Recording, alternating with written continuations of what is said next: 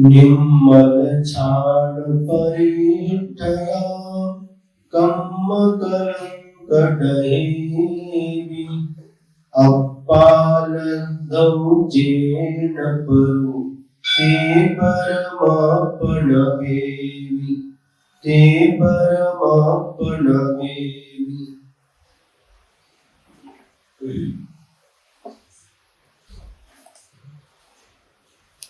कल ये बात कही गई थी,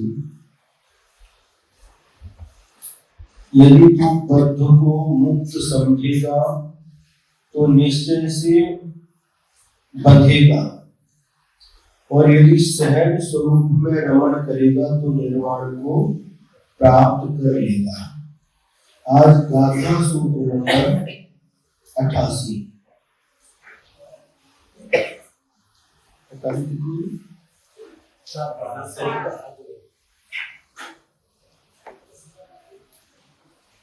सम्मादित्य जीवनः दुःखैगमनु न होई, जय जाहि वितो दोषुनवि पोप क्यों खबरे। सम्यक दृष्टि जीवस्य दुर्गति गमनं न भवति, यदि याति अपि तर्हि दोषः नैव पूर्व कृतं क्षप्यति।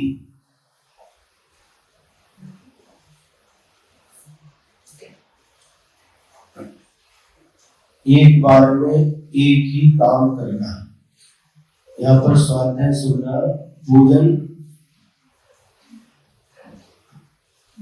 दोनों काम एक साथ नहीं करना। ध्यान एक ही तरफ, ध्यान से एकाग्रता पूर्वक सुनिए। सम्यक दृष्टि जीवस्य दुर्गति गमनं न भवति। सम्यक दृष्टि जीव का दुर्गति में गमन नहीं होता। सम्यक दृष्टि जीव दुर्गति में नहीं जाता।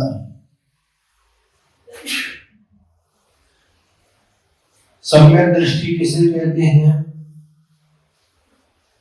जो सच्चे देव शास्त्र गुरु के ऊपर श्रद्धा रखता है। श्रद्धानुं परमार्थानां माप्तागम तपोभृतां त्रिमूढ़ा पूर्णमष्टांगं सम्यक दर्शनमस्मयम्। जो परमार्थ भूत आप यानी देव, देवाधिदेव, आगम यानी जिनवाणी, और तपोव्रत यानी गुरु, आचार्य परमेष्ठी, उपाध्याय परमेष्ठी, साधु परमेष्ठी, इन तीनों का त्रिमूढ़ा पूर्णमष्टांगम, तीन मूर्ताओं को छोड़ करके 8 मद से रहित और 8 अंगों से सहित होकर जो श्रद्धा करता है उसे सम्यक दर्शन कहते हैं।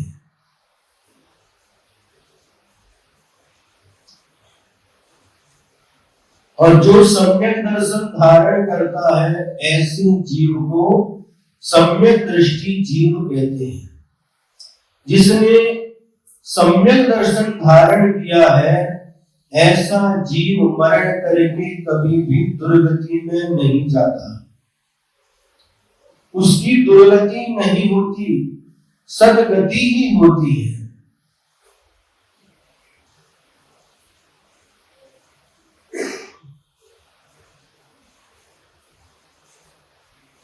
रत्नकंठ श्रावकाचार्य में आचार्य समंत भद्र स्वामी ने लिखा है, सम्यक दर्शन शुद्धा नारक त्रियक नपुंसक स्त्री त्वानि दुष्कुल विकृतम आयुर नापि वृतिकाम न वृजति नापि वृतिका।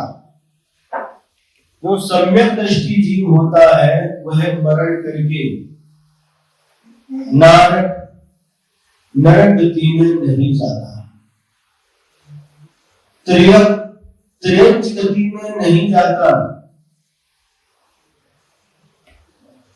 नपुंसक पर्याय को प्राप्त नहीं करता, स्त्री पर्याय को प्राप्त नहीं करता,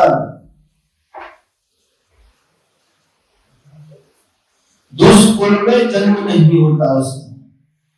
दुष्कुल,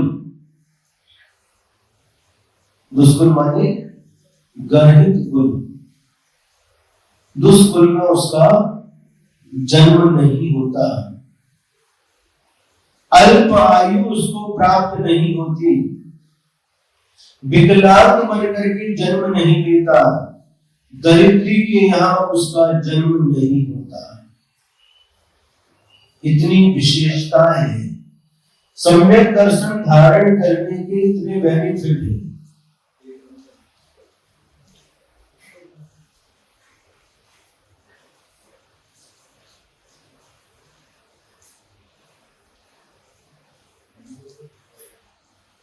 एक बार में एक ही काम करिए,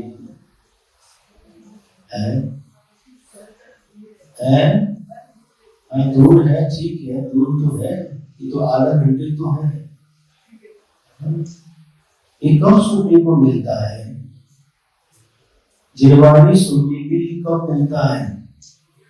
घर दूर है, थोड़ा जल्दी आइए और 8 बजे तक भोजन समाप्त करिए। यह कितनी अच्छी बात बताई जा रही है। यदि सम्यक दर्शन के साथ आपने पूजन की तो आपकी दुर्गति नहीं होगी, और मिथ्यात्व के साथ पूजन की तो दुर्गति भी हो सकती है।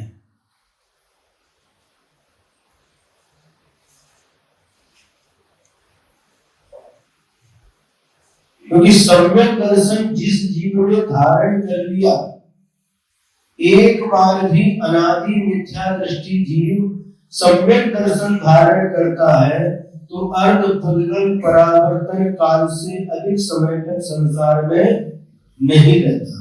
अर्ध पुद्गल परावर्तन काल के भीतर भीतर उसको मोक्ष की प्राप्ति हो जाती। ऐसा नियम है। भगवान हमेशा मंदिर में रहते हैं, भगवान कहीं जाने वाले नहीं है, और गुरु हमेशा हमें प्राप्त नहीं होते, वो आते हैं और चले जाते हैं। जब कभी हमें गुरु का सानिध्य प्राप्त होता है तो समय निकाल करके शास्त्र सुनने का भी प्रयास करना चाहिए, क्योंकि हम लोगों का इतना क्षयोत्सव नहीं है इतने बड़े बड़े ग्रंथों को पढ़ सके, और पढ़ भी लेते हैं तो इतना हमारा दिमाग नहीं चलता कि उसके अर्थ को समझ सके।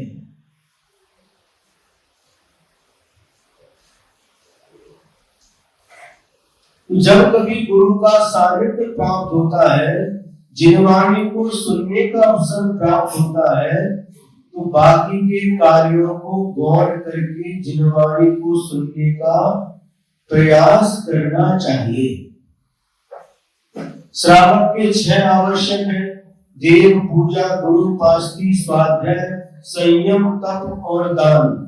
देव पूजा करना चाहिए, लेकिन समय थोड़ा सा जल्दी आकर के जो स्वाध्याय का समय होता है उस समय तक पूरा पूजन कंप्लीट कर लेना चाहिए, और नहीं तो स्वाध्याय की बात करना चाहिए। ये ज्ञान की बातें हमें बार बार सुनने को नहीं मिलती। यदि हम आपसे पूछें सम्यक दर्शन की परिभाषा क्या है, सम्यक दर्शन के कितने अंग होते हैं, सम्यक दर्शन के कितने दोष होते हैं, सम्यक दर्शन के कितने अतिचार होते, तो आपको उत्तर नहीं आएगा।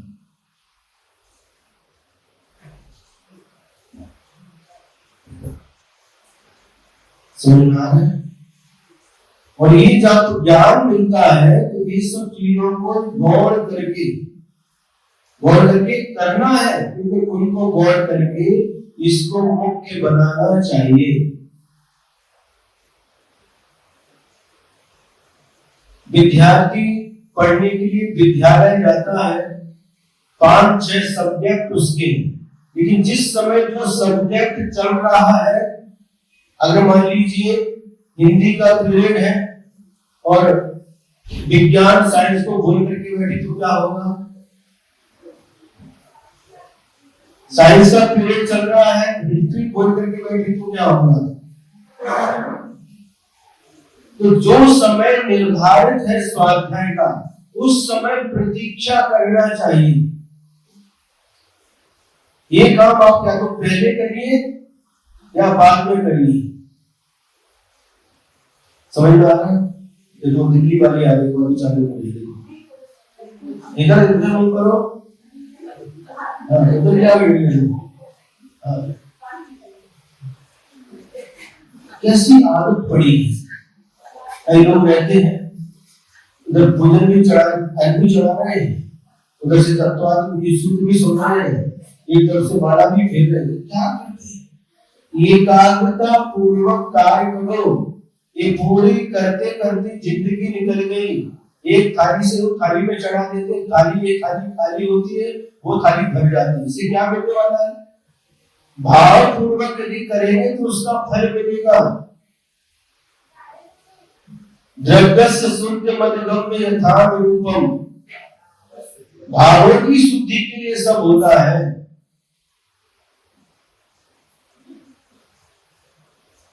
समझ में आ रहा है कि नहीं?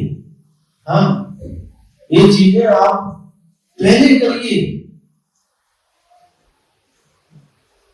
नहीं तो क्या होता है, इधर हम बोलते हैं, आप उधर स्वाहा स्व करते हैं, तो क्या मिलने वाला है? न इधर का लाभ मिलेगा ना उधर का लाभ मिलेगा। एक ऐसी आदत पड़ी हुई है, एक ही कम समय में सब कर लो।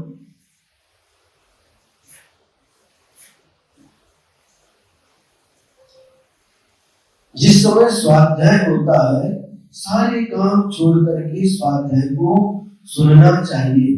देखिए भगवान तो कुछ बोलते नहीं, भगवान कहीं जाते नहीं, गुरु बोलते हैं, जिनवाणी सुनाते हैं, उसको सुनने के लिए हमें तत्पर रहना चाहिए। नहीं तो क्या लगे क्यों आ गई सुस्मित में आगे चलो ऐसे चला गई बात को, अब जाते हो चले जान सामने जो परोसा जा रहा है उसकी तरफ हमें रुचि पूर्वक उसका आनंद लेना चाहिए।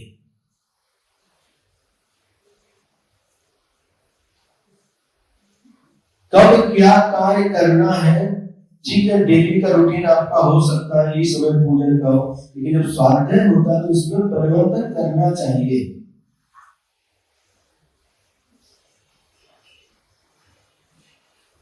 मुश्किल से आधा पौन घंटा मिल पाता है, उसमें हमें कितनी ज्ञान की बातें मिल सकती है, और वही ज्ञान हमारे लिए संसार के बंधन से मुक्ति प्राप्त करने के लिए कारण बन सकता है। क्योंकि सम्यक दर्शन प्राप्ति के लिए 3 कारण बतलाए हैं। जिन बिंब दर्शनेन, जिन्हें भगवान की प्रतिमा का दर्शन करके भी सम्यक दर्शन की प्राप्ति होती है। धर्मोपदेशेन, धर्म का उपदेश सुन करके भी सम्यक दर्शन की प्राप्ति होती है, और जाति स्मरण के माध्यम से भी सम्यक दर्शन की प्राप्ति होती है। ये कार्य करते हैं, लेकिन इनके पीछे हमें बोध होना चाहिए हम क्यों कर रहे हैं। सुबह आए, नहा धोकर के आए, घंटी बजा दी, आ गए, चावल चढ़ाया, गंदुआ लगा दिया, लगा लिया, चले गए। कर क्यों रहे हम? ये करने का रीजन क्या है, प्रयोजन क्या है? यदि हम रूढ़िवाद से करते हैं, तो हम पहले से करते आए हैं, तो कुछ भी मतलब सिद्ध नहीं होता। आप पढ़ते हैं विनय पाठ, तुम बिन मैं व्याकुल भयो, जैसे जलबिन नींद, जन्म जरा मेरी हरो, करम मोह स्वाति। पाठ तो सबको है, ये कभी इसका अर्थ समझा? अर्थ समझ में आया? हे भगवान, हे पीतरागी प्रभु, मैं आपके बिना व्याकुल हुआ। कैसे? जैसे जल के बिना मीन यानी मछली व्याकुल होती है। ये बच्चों, जैसे जल के बिना मछली तड़पती है, जल के बिना मछली व्याकुल होती है, उसी प्रकार से हे भगवान मैं आपके बिना मैं व्याकुल होता हूं। ऐसी व्याकुलता हुई जिस दिन भगवान के दर्शन नहीं मिले उस दिन ऐसी व्याकुलता हुई जैसे मछली बिना पानी के तड़पती है। बिना पानी के मछली को जो व्याकुलता होती है वैसी व्याकुलता एक बार हुई? कभी नहीं हुई। सिर्फ मुंह से बोलते जाते हैं बस स्वाहा स्वाहा। पंक्तियां पढ़ते हैं लेकिन पंक्तियों के अर्थ की तरफ भी दृष्टि जाना चाहिए। आज चतुर्दशी है, आज 10 पूजा करना, आज 5 पूजा करना, गिनती हो गई होगी पूरी। एक पूजा करो लेकिन भाव पूर्वक करो, क्योंकि भाव के बिना कोई भी क्रिया फलदायी नहीं होती। न प्रतिफलंती क्रिया भाव शून्य। भाव हमारे निर्मल होना चाहिए, मन हमारा लगना चाहिए एकाग्रता के साथ। बस भगवान और हमारे बीच में कोई नहीं आना चाहिए।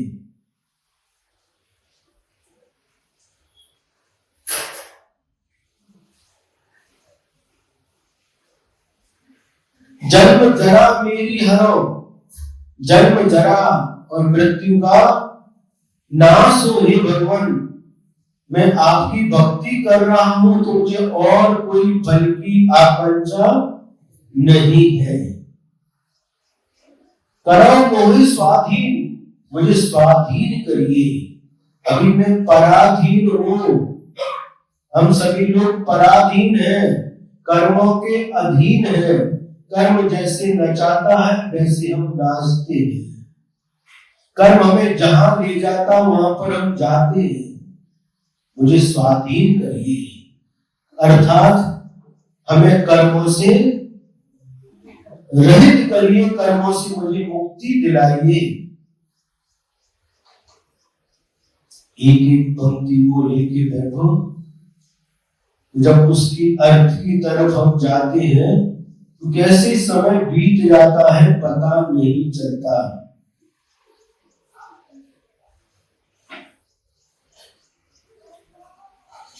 पूजन का निषेध नहीं है, लेकिन पूजा कैसे करना, गिनती नहीं करना।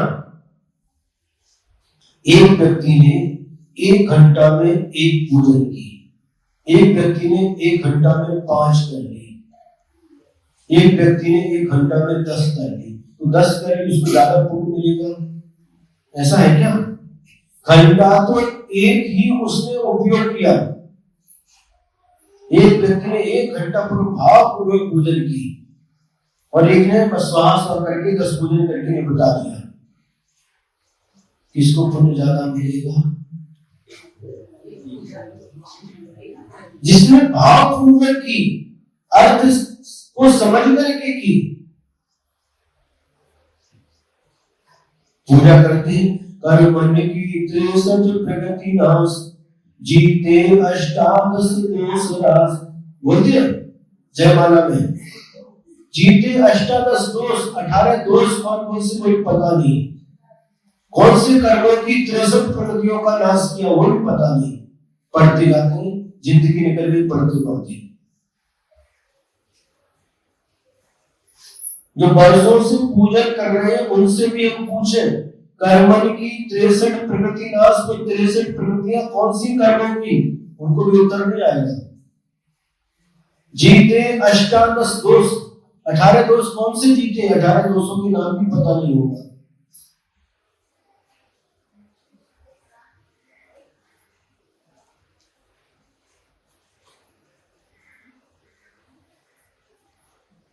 बुरा मत मानना, तो मैं जो कहता हूं स्पष्ट कहता हूं। पूजा करना आवश्यक है, लेकिन कैसे करना? जितने भाव पूर्वक आप करेंगे उतना ही आपको आनंद आएगा।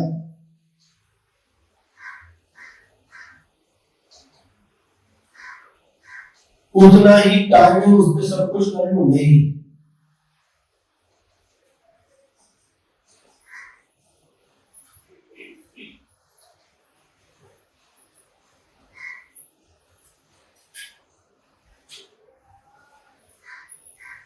ये बात समझने की है। एक एक पंक्ति का अर्थ आना चाहिए। राग सहित जग में रुलो, मिले सरारी देव, बीत राग भेटो, अबे मैं तो राग ले। पढ़ने जितने पाठ कब चालू होता है, एक दिन ठाड़ो हुए के और कब जग दिल जानने बाद जानते रहे तू जो कोई होगी तेरा। अर्थ एक एक पंक्ति का अर्थ आना चाहिए, और जब अर्थ जब समझ में आता है उस समय हमारा जो मन लगता है, एकाग्रता बनती है, परिणामों में विशुद्धि आती है, उसका अलग ही फल होता है, अलग ही आनंद होता है। नहीं तो तोता नटक हो जाएगी। तोता नटक समझती हो? तोता नटक एक छोटा बच्चा था, कोलापुर के पास एक चित्तौड़ गांव है, सुयोग नाम उसका, 2 साल का बच्चा था। जब भी आता था बहुत अच्छा बच्चा था। उसको कहते थे सुयोग चॉकलेट खाइच नहीं, उसको समझाते थे, वो भी बोलता था सुयोग चॉकलेट खाइच नहीं, एक्शन करके बताता था। ब्रेड खाइच नहीं, बिस्किट खाइच नहीं, मैगी खाइच नहीं, रोज करती थी। 20-25 दिन हो गए, वो आता था, हम उसको डेली सुबह चॉकलेट खाइच नहीं, चाह पियाइच नहीं, दूध पियाइच, सब उसको समझाती थी। 20-25 दिन हो गए, उनको पूरा याद हो गया। चॉकलेट खाइच नहीं, सब उंगली एक्शन के साथ, बिस्किट खाइच नहीं, ब्रेड खाइच नहीं।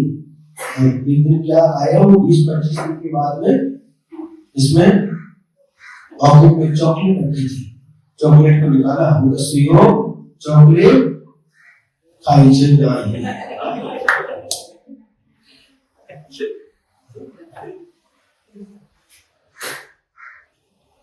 क्या किया उसने?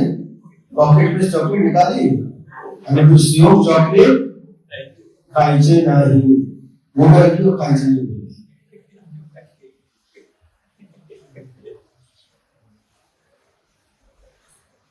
समझ आ रहा है? इसलिए आप लोगों से हमारा कहना है, क्योंकि अभी चातुर्मास चालू नहीं हुआ है, जितना समय है उसका अच्छी तरह से उपयोग कीजिए, और जितनी एकाग्रता के साथ, जितनी रुचि के साथ आप सुनेंगे, उतना ही आपको आनंद आएगा, उतना ही आनंद आएगा।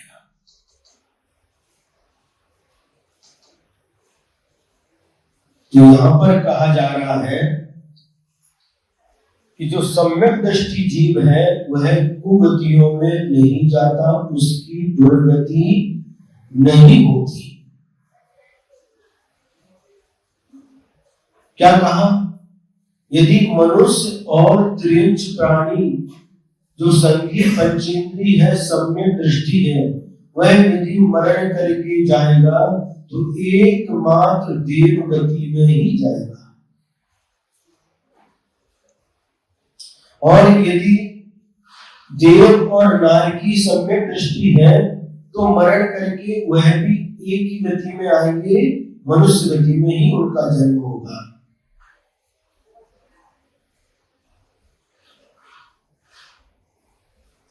यदि किसी मनुष्य ने पहले मनुष्य आयु का बंध कर लिया, बाद में सम्यक दर्शन प्राप्त किया, तो मनुष्य तो बनेगा, लेकिन भोग भूमि का मनुष्य बनेगा। जिसने पहले त्रेंच आयु का बंध कर लिया, बाद में सम्यक दर्शन प्राप्त किया, तो वह त्रेंच तो बनेगा, लेकिन भोग भूमि का त्रेंच बनेगा। भोग भूमि किसे कहते हैं? क्योंकि पहले आयु का बंद कर लिया इसलिए।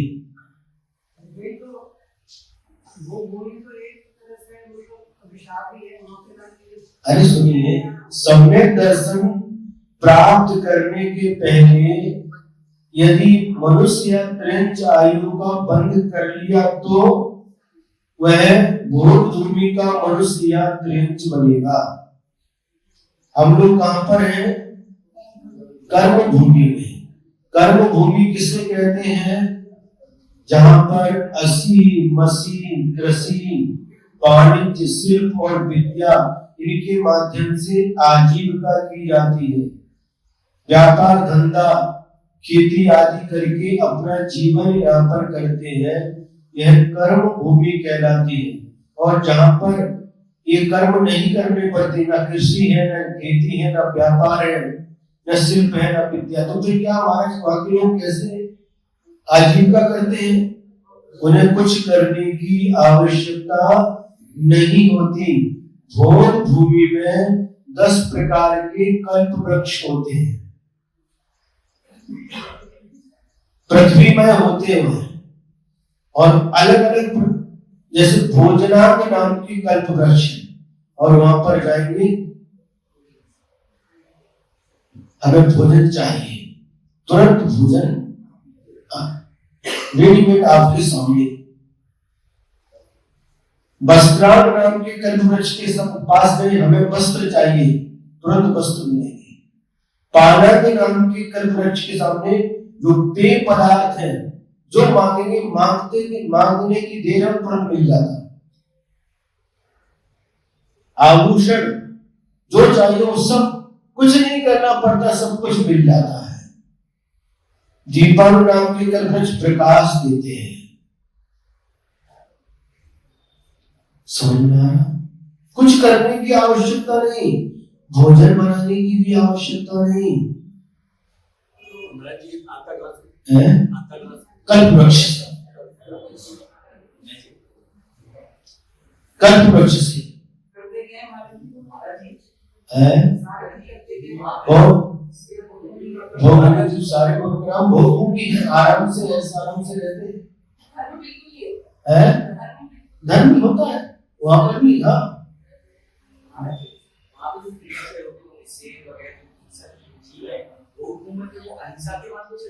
नहीं, वहां पर बहुत अच्छा प्रश्न पूछा भैया ने कि वहां पर भी सिंह भी रहता है और हिरण भी रहते होंगे, गाय भी रहते होंगे, तो वहां पर सिंह क्या कैसे जीवन यापन करता है? तो वहां पर भी सभी शाकाहारी होते हैं। कल्प वृक्ष के माध्यम से ही उनको भोजन मिलता है।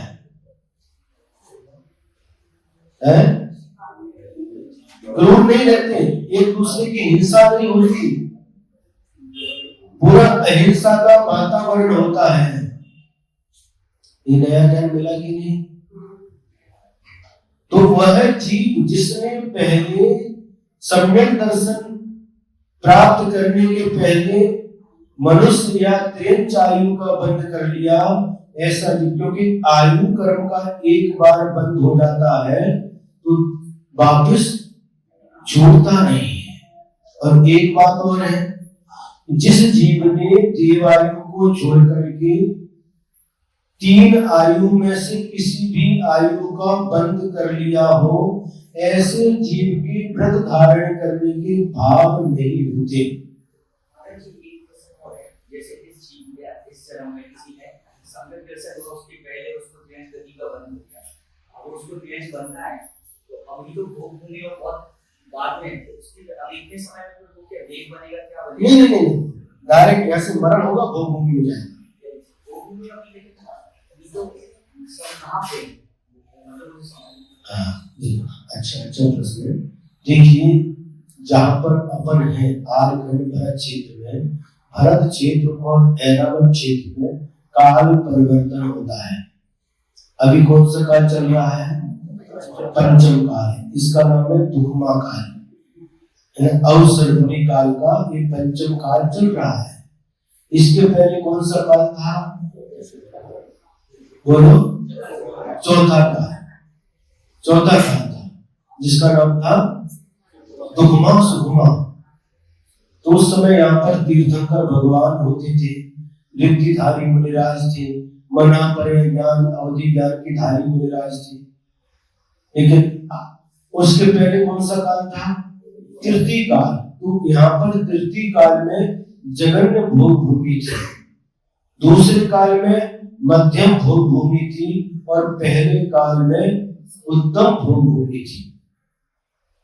ठीक है, तो यहाँ पर 3 काल में भोग भूमि थी और अभी ये कर्म भूमि चल रही है। समझ गए? आपका प्रश्न है कि इतने काल तक कहाँ रहेगा?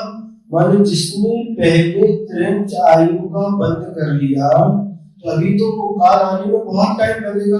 अभी पंचम काल के बाद फिर छठा काल आएगा, छठे काल के बाद फिर छठा काल आएगा, फिर पंचम काल आएगा, फिर चौथा काल आएगा, फिर तीसरा काल आएगा। बहुत समय लगेगा, तब तक वो कहाँ रहेगा? अच्छा प्रश्न है। तो भरत और ऐरावत क्षेत्र में ऐसा परिवर्तन होता है, लेकिन जो शाश्वत भोग भूमि है वहां पर हमेशा भोग भूमि ही रहती है, और शाश्वत कर्म भूमि है वहां पर हमेशा कर्म भूमि रहती है। जैसे विधि क्षेत्र है वह शाश्वत कर्म भूमि, वहां पर भोग भूमि नहीं रहती। उसी प्रकार से जो शाश्वत भोग भूमियां हैं वहां पर भोग भूमि ही रहती है। इस जगह भरत क्षेत्र में और ऐरावत क्षेत्र में परिवर्तन होता, बाकी जगह परिवर्तन नहीं होता। भारतीय जो कर्म भूमिका है वो उतने समय में भोग भूमि कहीं भी जा सकता है, विदेश में नहीं, जैसी आयु का बंद किया है उसके अनुसार वह जन्म लेता है। जिस आयु का बंद किया, जैसी आयु का बंद किया है उसी प्रकार से वहीं पर उसका जन्म होता है, तो वहां पर जाएगा। और यदि नरक आयु का बंध पहले कर लिया और बाद में सम्यक दर्शन प्राप्त किया तो नरक तो जाएगा, लेकिन पहले नरक तक जाएगा। एक बार आयु का बंद हो जाए तो उसमें परिवर्तन नहीं होता। राजा श्रेणिक ने भगवान महावीर स्वामी के चरणों में क्षायिक सम्यक दर्शन प्राप्त कर लिया। क्षायिक सम्यक दर्शन तो एक बार प्राप्त हो जाए मोक्ष जाने तक साथ में रहता है, छूटता नहीं। क्षायिक सम्यक दर्शन छूट जाता और छूट जाता है, लेकिन क्षायिक सम्यक दर्शन कभी भी छूटता नहीं। अब क्षायिक सम्यक दर्शन प्राप्त कर लिया और साक्षात अंतिम तीर्थंकर भगवान महावीर स्वामी समम शरण में विराजमान है, और उस राजा श्रेणी ने 60,000 प्रश्न भगवान महावीर स्वामी से पूछे। कितने? 60,000 प्रश्न भगवान महावीर स्वामी से पूछे। उसमें एक प्रश्न यह भी पूछा कि हे भगवान, मेरे सामने देखते देखते कितने भक्त लोग आए और उन्होंने मुनि दीक्षा लेकर के केवल ज्ञान प्राप्त करके मोक्ष चले गए। कितने मुनि बन करके मन प्रिय ज्ञान को प्राप्त कर लिए, कितने अवधि ज्ञान को प्राप्त कर लिए, कितने ही रिद्धियों को प्राप्त करके रिद्धिधारी मुनि बन गए, कितने ही व्रती बन गए, ऐदक क्षुल्लक बन गए। मेरे सामने सामने इतना सब हो गया, लेकिन हे भगवान, मेरे भाव मुनि बनने की क्यों नहीं होते? मेरे भाव दीक्षा लेने की क्यों नहीं होते भगवान? क्या कारण है? सबको मुनि बनते हुए देख रहा हूं, लेकिन मेरे भाव मुनि बनने की क्यों नहीं हो रहे?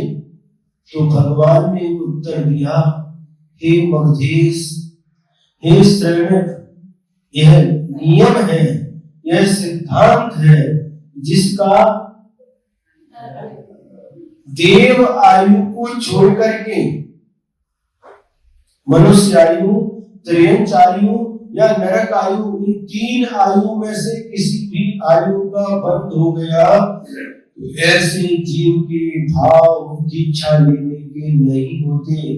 मुनि बनने के नहीं होते, अनुपति प्रतिमा आदि धारण करने के भी नहीं होते।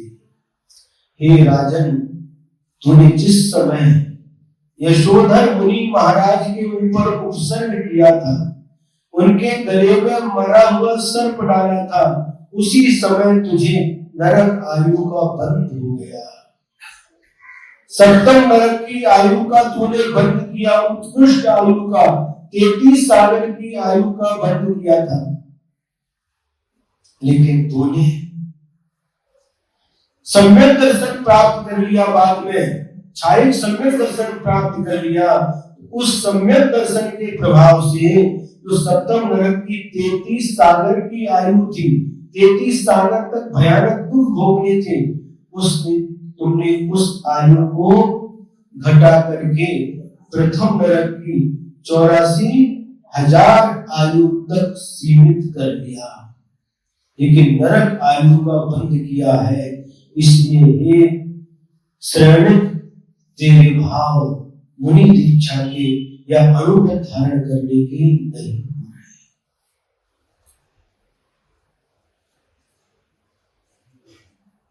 समझ में आ रहा? टटोलिए अपने अपने भावों को, अपने अंदर के भाव अपने ही समझ सकते हैं।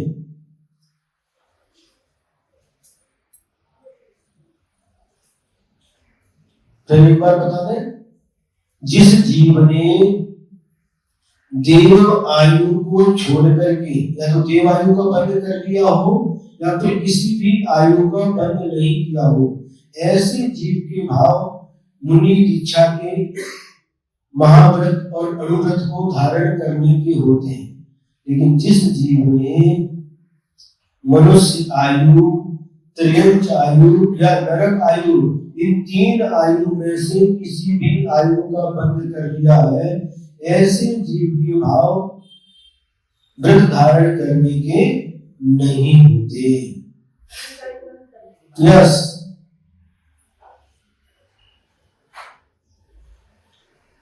सम्यक दर्शन की महिमा है। सम्यक दर्शन जिसने धारण किया उसकी दुर्गति नहीं होती।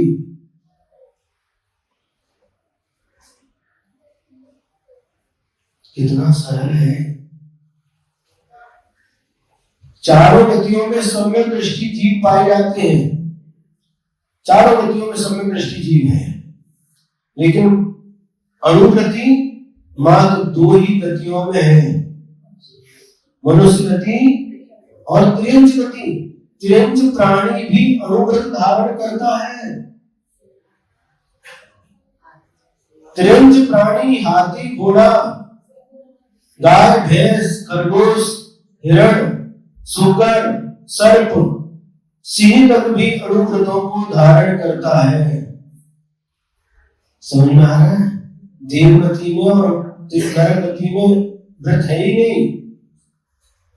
वे सम्यक दर्शन को प्राप्त कर सकते हैं लेकिन व्रत धारण नहीं कर सकते। त्रियंच प्राणी भी व्रती हो सकता है, प्रतिमाधारी हो सकता है, लेकिन हम समझ नहीं पाते हैं, उसकी कोई पहचान नहीं है।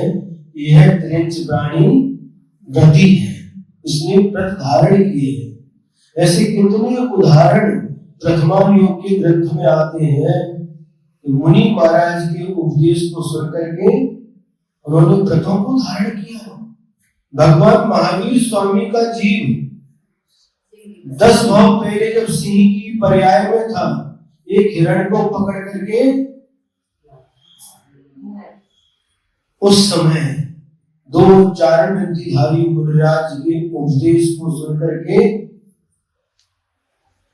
क्या कहा उन्होंने? हे वनराज, ये क्या कर रहा है? तो आज से 10वें भाव में इस भरत क्षेत्र का अंतिम तीर्थंकर भगवान महावीर स्वामी बनने वाला है और दुनिया को अहिंसा का उपदेश देने वाला है, जियो और जीने का संदेश देने वाला है, अहिंसा का पाठ पढ़ाने वाला। तू क्या हिंसा कर रहा है? जब सिंह ने यह सुना, हाथ से हिरण छूट गया और दोनों आंखों से आंसू बहने लगे। सिंह भी रोता है, सिंह की भी आंखों से आंसू आने लगे। क्यों? पश्चाताप होने लगा, ये मैंने कैसा अनर्थ किया, मेरे द्वारा ये हिंसा हुई, मेरे द्वारा इस प्रकार का ये दुष्कृत्य हुआ, कि मैंने कैसा अपराध कर लिया। पश्चाताप हुआ और उन्हीं महाराज की साक्षी पूर्वक वह सिंह संकल्प कर लेता है कि मैं जीवन पर्यंत कभी भी हिंसा नहीं करूंगा, किसी भी प्राणी की हिंसा नहीं करूंगा, ऐसा संकल्प कर लेता है।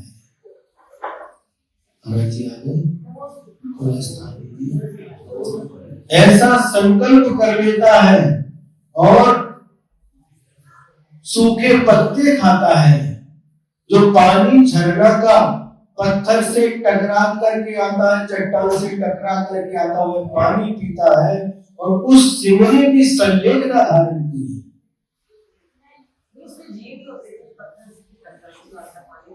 हाँ, उसमें नहीं होता, वो त्रासुक होता है। और उनके पास क्या है? आपके जैसे कपड़ा तो है नहीं, छान तो सकते हैं। तो जो पानी टकरा करके आता है तो उसमें फिर जीव नहीं रहती, वो निर्जीव होता है। ऐसा पानी वह सिंह पीता है। जो त्रियंच प्राणियों के पास भी वह धर्म है, वह सम्यक दर्शन की धारण करता है और व्रती भी बनता है। तो सम्यक दृष्टि जीव की दुर्गति नहीं होती,